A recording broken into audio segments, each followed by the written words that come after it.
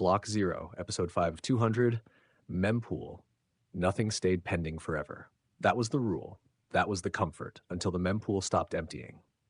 Marcus Hale noticed it just before dawn. His node dashboard showed thousands of transactions sitting in limbo. No confirmations, no rejection, no timeout. Fees climbed, then fell, then stopped meaning anything at all. Status pending, estimated confirmation time unknown.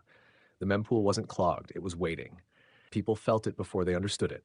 A rideshare driver in Phoenix sat in his car for hours, engine idling, app spinning endlessly.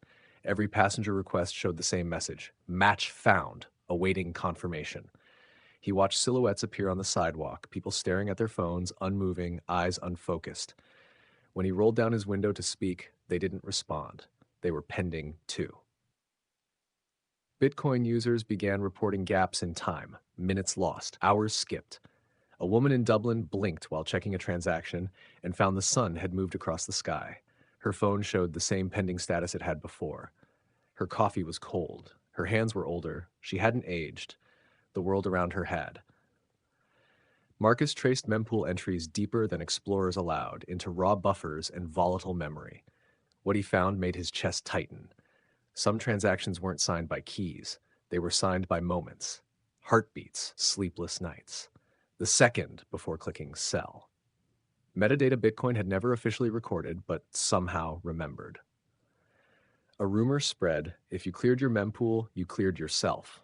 One man tried. He shut down every node he owned, disconnected his internet, destroyed his hardware wallet, threw the seed phrase into a fire. For a moment, nothing happened.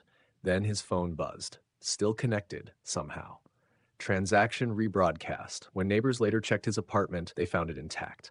Warm lights, running water, no man. Just a laptop on the kitchen table, screen glowing with a single line, still pending. At exactly 10-minute intervals, people across the world reported the same sensation: pressure behind the eyes, like a thought trying to push through. Miners complained of dreams where blocks drifted past them like faces in a crowd, each whispering, "Pick me." They woke exhausted, rigs running at full power, solving nothing. Marcus finally understood the purpose of the mempool. It wasn't a queue, it was a holding area, a place for things not yet decided, for people who hadn't finished choosing. His own node chimed softly, one new pending transaction. Sender, Marcus Hale. Recipient, unknown. Amount unspecified. Attached note: you have been waiting too. Outside, the city slowed. Traffic lights froze mid-cycle. Conversations trailed off unfinished. Everywhere, people stood suspended between moments, caught in a global breath held too long. Deep beneath the chain, Block 0 pulsed once. The mempool swelled, and nothing, no one was being let through. End of episode 5. 5, 5, 5, 5, 5, 5, 5, 5, 5, 5, 5, 5, 5, 5, 5, 5, 5, 5, 5, 5, 5, 5, 5, 5, 5, 5, 5.